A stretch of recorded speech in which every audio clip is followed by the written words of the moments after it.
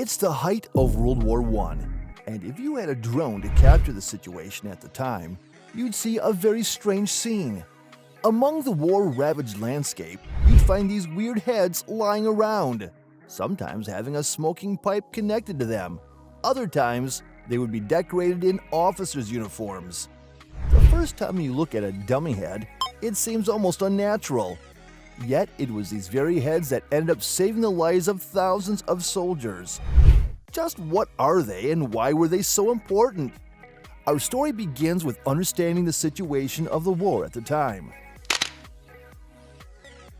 Using efficient strategies to stop the enemy's attack is a crucial step in gaining the upper hand in any skirmish, battle, or war. And snipers are one of the most perfect tools for this purpose. Snipers can effectively instill fear in the enemy and pin down large numbers of troops at the expense of just one soldier. During World War I, the quality as well as availability of long-range scopes increased by leaps and bounds. This meant that, with proper training, a single sniper could take out an entire platoon on his own. And unlike the heavy costs of building tanks, snipers and sniper scopes could be manufactured easily. All of this meant that snipers were the bane of the British and French forces fighting the German army. But that doesn't mean that snipers are absolute, and some methods were determined to fool even the most experienced of long-range snipers. And that is where decoy or dummy heads come into play. They first became popular as snipers became mainstream during World War I. One of the biggest strengths of snipers was that they were incredibly difficult to spot. This made it hard to attack them, as no one had a clear idea of where they were. Broken and pockmarked landscapes hid snipers from view and provided ample opportunity for them to hide just about anywhere. But the Allied forces were undeterred. In trying to figure out where the sniper was located, they needed to first present an enticing target. While putting a full mannequin dummy in the open would surely be obvious, creating a dummy head peering just around a corner or above a trench might actually do the trick. You might think to yourself that these dummy heads look nothing like real heads, but there are a lot of things that went into making them look realistic. They were made from paper mache, which was easily available and cheap at the time, and the camouflage units would spend hours making them, trying to get the coloring and skin tones correct so they look just like any other soldier. While you might be thinking that dummy heads look nothing like a real head, you have to realize that back then, the rifle scopes were much less powerful and of lesser quality than the ones produced today. Combined with poor weather and chronic sleep deprivation, these decoys were extremely helpful against snipers. To make the trick even more enticing, the soldiers would dress the head to look like an officer of their army.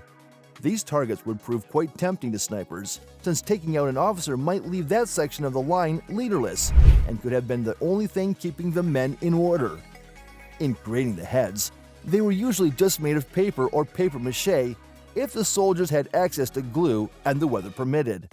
The head was placed in an area where the enemy army sniper was suspected to be present.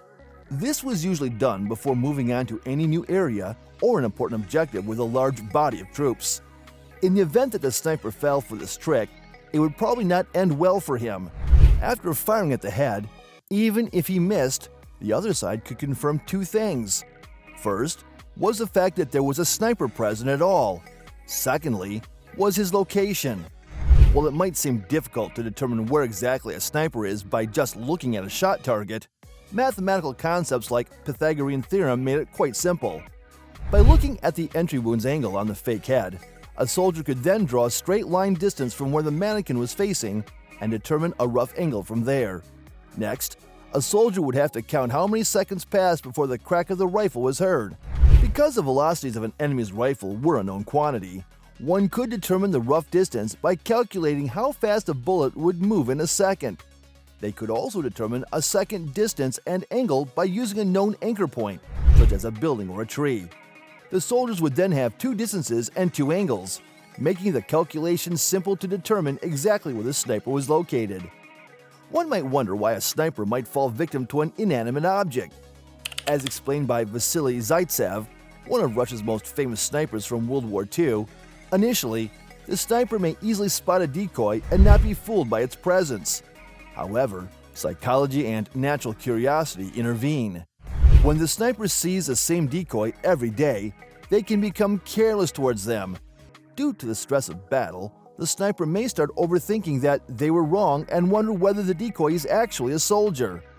Zaitsev warned against this natural tendency. For snipers to stick to their gut instincts that a target appears to be a dummy, it is a dummy.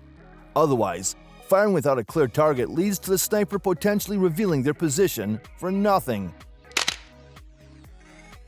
Despite the mind tricks that would be played on snipers, as advances in sighting systems increased, the likelihood that an enemy detected a decoy also increased. Telescopic methods made it easier to spot the target and check if it is a real human or a dummy placed to trick the sniper. Even though there were new tactics and technology to detect sniper decoys, the way that decoys were employed continued to evolve. Most recently, during the U.S. invasion of Iraq in 2003, U.S. soldiers say that the Iraqi military used live decoys to make U.S. fire on targets instead of real Iraqi soldiers. These human shields were regular people who were asked to hide the movements of Iraqis. While not trying to fool a sniper directly, these non-military people were used to cancel out the huge U.S. advantage. With the growth in range and checking tools, fake things became less effective. Heat sensors, better plane technology, watching drones and human spying help decide if the target is a person or not. This makes fake decoys much more likely to fail. A fake person doesn't give off the same warmth as a real human, so the sniper guns with modern gear can quickly find out if the target is real or not. In today's time, fewer armies are using this old strategy for warfare. Though the sniper trick is not used much in its old way, groups like the U.S. Army still use the same idea for technology. They find new ways to spot snipers. Some of these new ways are very clever and include everything that modern improvements can handle. But still, the normal soldier needs to think fast if they want to beat good snipers. After all, if humans who don't even know each other can play such mind games, what can human inventiveness not achieve? With that, I'd like to end this video. If you found decoy heads interesting, then I'm sure you'll like my next video. Make sure to subscribe and hit that notification bell so you can watch it as soon as it is uploaded. And as always, thanks for watching.